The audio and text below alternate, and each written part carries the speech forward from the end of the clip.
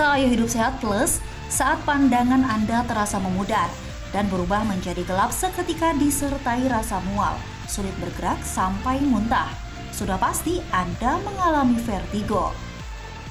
Namun, apa penyebab munculnya gejala yang biasanya berlangsung hanya beberapa detik ini? Vertigo umumnya dialami oleh wanita dengan usia lebih dari 60 tahun. Namun tak sedikit juga masyarakat dengan usia lebih muda yang mengalami vertigo. Seperti yang dialami Feby, ibu rumah tangga berusia 28 tahun ini kerap merasakan pusing, terutama saat bangun tidur. Saya sejak 2 tahun lalu udah kena vertigo. Awalnya saya bangun tidur pagi, kepala saya pusing banget. Tapi setelah saya diemin, kok lama-lama pusingnya makin parah gitu. Sampai saya muntah, mual-mual gitu. Saya merem, itu pusing makin parah. Tidurnya tuh nggak bisa harus satu posisi, jadi nggak bisa pindah posisi. Kalau saya gerak dikit, itu saya langsung muntah. Dan pusingnya tuh muter semua. Melek mata pun saya nggak bisa, harus merem terus.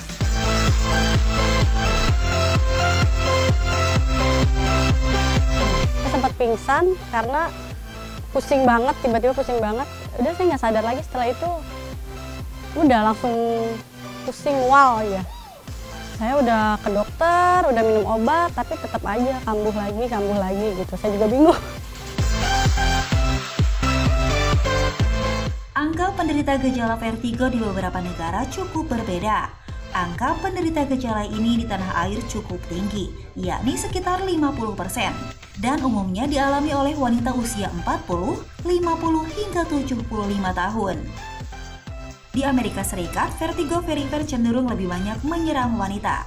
Dan vertigo yang terkait migrain sekitar 0,895. Sedang di Jerman, diperkirakan penderita vertigo dewasa sekitar 1,1% dari jumlah populasi.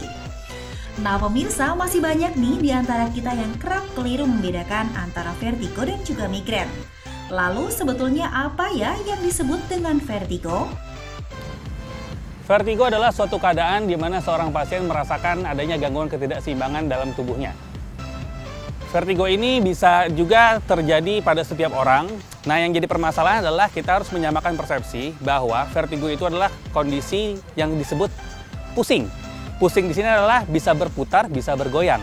Sedangkan pusing ini sangat berbeda dengan sakit kepala, karena sakit kepala ini adalah suatu kondisi di mana kepala itu merasa seperti berat, ditusuk, ditekan, terikat, dan berdenyut. Nah, kondisi sakit kepala ini yang bisa masuk dalam kategori salah satunya adalah migrain.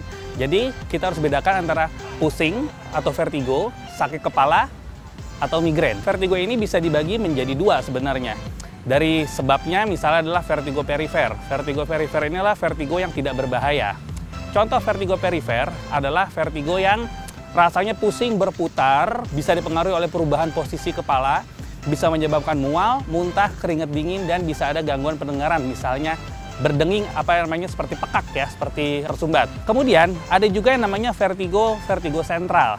Yang berbahaya dari vertigo sentral ini adalah vertigo sentral ini ternyata bisa merupakan suatu manifestasi atau suatu tanda dari penyakit lain yang lebih serius. Misal, stroke pada daerah otak kecil. Kemudian bisa juga daerah otak kecil ini terdapat tumor atau perdarahan. Yang jadi permasalahan adalah kapan kita tahu vertigo itu berbahaya atau tidak. Secara gampangnya adalah ketika vertigo itu memberikan gejala yang sangat hebat, biasanya itu tidak berbahaya. Tapi bila vertigonya itu memberikan gejala yang relatif tidak berbahaya, namun lebih panjang durasinya, itu kemungkinan yang berbahaya. Pemirsa Ayo Hidup Sehat Plus, sirkulasi darah merupakan bagian dari sistem kardiovaskular yang membawa darah segar dari jantung ke seluruh tubuh. Dan jika terjadi penyumbatan pada pembuluh darah, maka akan menimbulkan berbagai macam penyakit. Salah satunya adalah vertigo. Namun, itu fakta atau mitos ya pemirsa? Itu jawabannya adalah fakta. Karena kenapa? Karena salah satu penyebab vertigo adalah sumbatan di daerah otak kecil. Jadi memang itu fakta. Telinga merupakan salah satu alat indera yang berfungsi untuk mengenali suara. Gangguan pendengaran akan terjadi jika bagian dalam telinga bermasalah. Namun fakta atau mitos ya, jika vertigo adalah tanda adanya gangguan pada bagian telinga dalam. Jawaban adalah fakta, karena salah satu penyebab vertigo adalah gangguan telinga bagian dalam yang menyebabkan vertigo yang tipe berputar atau perifer. Migrain adalah kondisi di mana kepala terasa nyeri, di mana rasa sakit hanya terasa pada sisi sebelah kepala saja. Pemirsa, fakta atau mitos ya kalau migrain sebabkan vertigo? Jawabannya adalah mitos. Karena vertigo dan migrain adalah dua sebab yang sangat berbeda. Vertigo itu adalah suatu gangguan di keseimbangan, sedangkan migrain adalah gangguan karena sakit kepala. Dua sebab yang beda dan dua terapi yang berbeda. Jadi jawabannya adalah mitos. Penyakit jantung merupakan salah satu penyakit yang berbahaya jika tidak ditangani dengan serius. Salah satu penyebabnya adalah pola makan yang kurang baik dan juga tinggi kadar kolesterol. Namun fakta atau mitos ya pemirsa kalau vertigo adalah gejala awal penyakit jantung? Jawabannya adalah mitos. Karena vertigo itu adalah gangguan pusat keseimbangan, sedangkan jantung adalah gangguan sirkulasi. Tidak ada hubungan antara vertigo dan jantung secara langsung. Tumor merupakan pertumbuhan sel-sel tubuh yang tidak normal. Jika tidak ditangani dengan serius akan berkembang dan menjadi kanker. Penyebab tumor dalam tubuh pun masih belum dapat diketahui. Namun sebagian masyarakat beranggapan bahwa vertigo adalah tanda adanya tumor. Pemirsa, itu fakta atau mitos ya? Jawabannya adalah fakta. Karena beberapa tumor yang berlokasi di daerah batang otak atau daerah otak kecil dapat menyebabkan gangguan vertigo.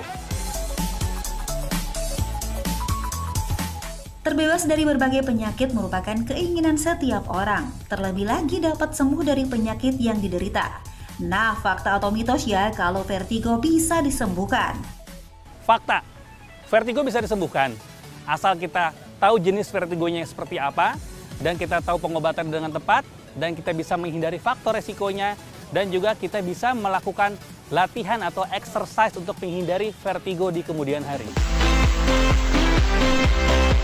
Pemirsa, sekarang Anda sudah tahu kan apa itu vertigo? Nah, agar Anda terhindar dari vertigo, yuk kita simak tips dari Dr. Ziki berikut ini. Berikut adalah tips bagi pemirsa yang sudah atau pernah mengalami vertigo.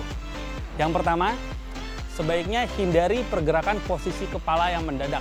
Misalnya menghentakkan leher ya seperti itu ya. Kemudian yang kedua, pasien yang sudah pernah mengalami vertigo, ada baiknya selalu membawa obat vertigo apabila serangannya muncul, maka bisa dikonsumsi. Yang ketiga, karena vertigo ini sedikit banyaknya terkait dengan aliran darah dan pola hidup yang sehat, maka sebaiknya konsumsilah makanan-makanan yang sehat, yang rendah lemak dan kemudian rendah gula. Seorang pasien yang sudah pernah mengalami vertigo, sebaiknya banyak mengkonsumsi air putih untuk memperlancar aliran darah.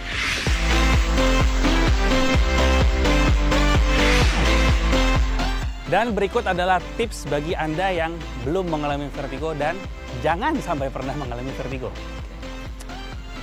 Yang pertama, kita harus rajin berolahraga. Supaya kenapa? Supaya sirkulasi darah kita lebih baik, kemudian kemungkinan terjadinya vertigo akan menurun. Yang kedua, jaga pola hidup sehat dengan makan makanan yang seimbang, dengan konsumsi air yang cukup. Dan yang terakhir, kita harus menghindari stres, karena sedikit banyaknya stres akan menyebabkan peningkatan aliran darah yang bisa berakibat vertigo. Maka dari itu, mulai sekarang, ayo hidup sehat!